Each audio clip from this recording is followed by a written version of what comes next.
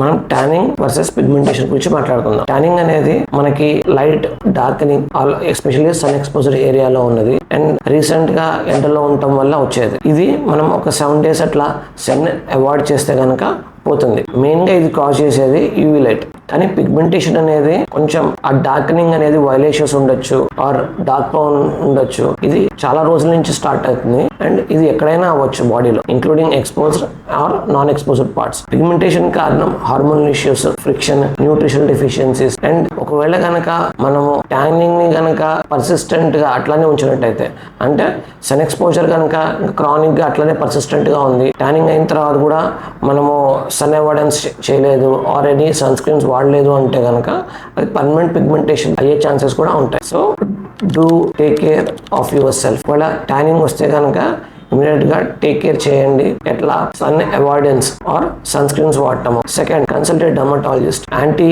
Tanning creams ఇవన్నీ వాడటం వల్ల కూడా ట్యానింగ్ ని మనము ప్రోగ్రెస్ అవ్వకుండా అంటే పిగ్మెంటేషన్ అవ్వకుండా కాపాడతాం.